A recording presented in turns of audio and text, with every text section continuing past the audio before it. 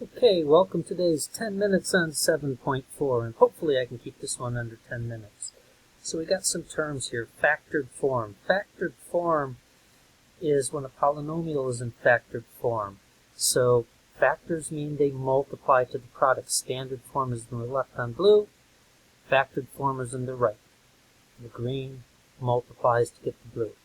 And that's going to be something we're working on the next few sections is factoring. We're going to learn how to use it here. In the next sections, we're going to work on factoring. Zero product property, if the product of any two real numbers is zero, then at least one of the numbers is zero. So if two numbers multiply to zero, one of them's got to be zero. So if a times b is zero, either a is zero or b is zero. Roots, just the solution to a polynomial equation. And repeated roots are when two or more roots are the same number, which we have in one of these examples down here in the purple. So I got a couple examples here. These are from the monitoring progress in your book. Take a look at those. There's videos for those that will go with some explanations. There's other ones you can try if you're struggling in there. And they follow the examples. The examples are quite good in the book on this one. And let's get to our problems. Okay, solve the equation. So if we looked at these, we're just going to set each of these factors. We've got two factors here. A is one factor. And you don't really have to write parentheses. The a minus 12 is the other factor. It's in the parentheses. These multiply to 0. Since they multiply to 0, one of them's got to be 0. So all it's going to do is say, hey, you know what? A's got to equal 0, or a minus 12 equals 0. Well, shoots. A equals 0. We're already done with that one. Plus 12, plus 12. A equals 0 or A equals 12. Those are what we call our roots to the equation.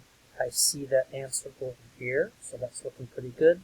If they don't give you the answers, you can check this out. Plug them back in here. 0 times 0 minus 12 should equal 0. That's 0 times negative 12. 0 equals 0. That checks out. Let's try the 12. If we do that, we've got 12 times, 12 minus 12 should equal 0. So that's 12 times 0 equals 0. 0 equals 0. It checks out. These are our roots. One other way you'll see these written, they might say A equals squiggly bracket 0, comma 12. That's just a shorthand way of writing A equals 0 or A equals 12. Doesn't matter if they look a little bit more complicated. It's still the same idea. The first parentheses, 2b minus 6 equals 0, or 3b plus 18 equals 0. Plus 6 plus 6. 2b equals 6. Divide by 2. I get b's equal to 3. Over here, minus 18, minus 18. 3b equals negative 18. Divide by the good old 3. b equals negative 6. So there's our solution, or again, we could write this as b equals squiggly bracket 3, negative 6. And it wouldn't matter if you changed the border on that. If you said negative 3, 6, 3, and then did the squiggly bracket thing, that would work fine too. That's the same answer. Holy cannoli, we got 3 terms on number 12. Well, it's going to work the same way. Just set each of them equal to 0. 4 minus m equals 0. Or 8 plus 2 thirds m equals 0. Or negative 2 minus 3m equals 0. Minus 4, minus 4. Negative m equals negative 4. I'm going to get rid of those negatives. M equals 4. So there's one of our answers. Minus 8. Minus 8. 2 thirds m equals negative 8. I'm going to multiply this one by the reciprocal. 3 over 2 by 3 over 2. Lots of reduction. That goes to 1, negative 4 there.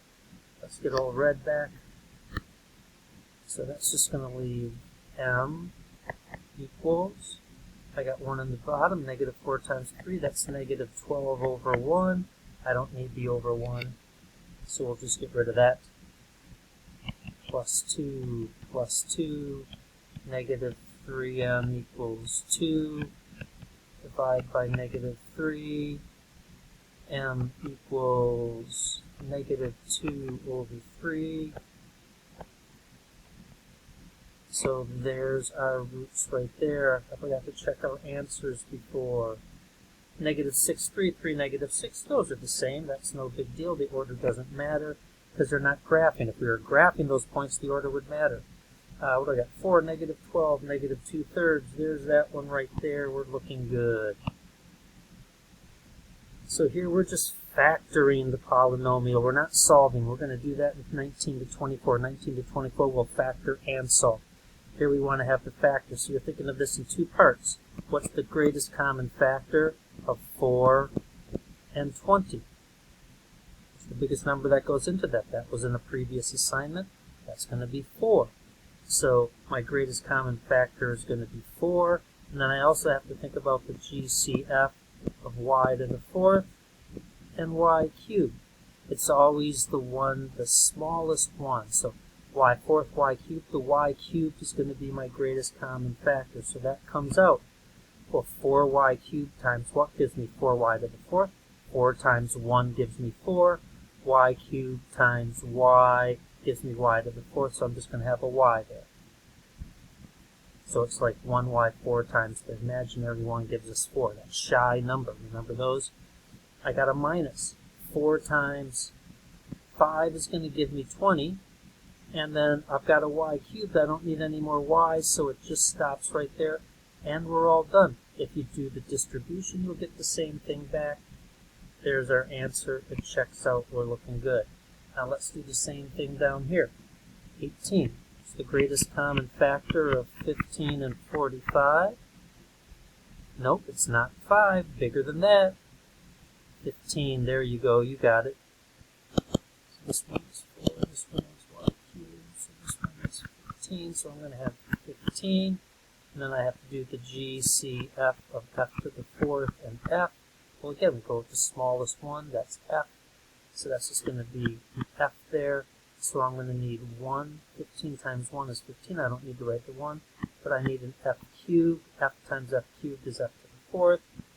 15 times 3 is 45. I've already got my single f. We're right there. There's that answer. We're looking good. 19 to 24, same thing, except you're going to solve these. You're going to take out the greatest common factor, get it in factored form like you saw on the first page, and then use that form to solve it. So for 6k squared and k is my greatest common factor. That's going to come out. I'm going to have 6k plus 1 equals 0. So that means k equals 0, or 6k plus 1 equals 0. Well, we already got that one solved. So minus 1, 6k, pen's not writing very well, equals negative 1, divide by 6, k equals negative 1/6. Again, you can plug these back in to test them, but I've got my answers right here, and you can see how I got them written in the form that I was showing you earlier. Brackets. I could have done all 3 of those in the bracket there. I don't know why I didn't. And we get our answer there. And there it is. It checks out. This one, on 23, you got to get one side to 0 first. You can do either side. It doesn't matter. I like to keep the highest degree positive, so I'm going to leave that one there. I'm going to minus 22s, minus 22s. I got 0 equals 11s squared minus 22s. 0 equals 11 is the greatest common factor of 11, 22, and s. So I'm going to have s minus 2. So here I have 11s equals 0, or s minus 2 equals 0. Simple divide by 11, s equals 0, or plus 2, s equals 2. So that's s equals squiggly bracket 0, 2, squiggly bracket. Oops, what did I do wrong here?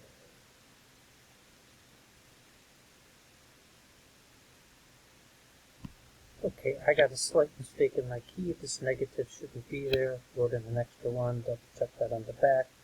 We're looking good there. So that does check out. Checks out down here. And we're looking good. The last one, same sort of thing. Factor out your greatest common factor. Solve it. Explain what the roots in this situation mean. Excuse me. So find the roots. Y equals 0. Well, y is the height in feet of the ball above the ground. If y equals 0, it's no feet above the ground. That means it's on the ground. There you go. So I'll let you get through that one. You guys have a good day. A little over 10 minutes. Going too long. I'll try to keep these on the shorter side. Aloha.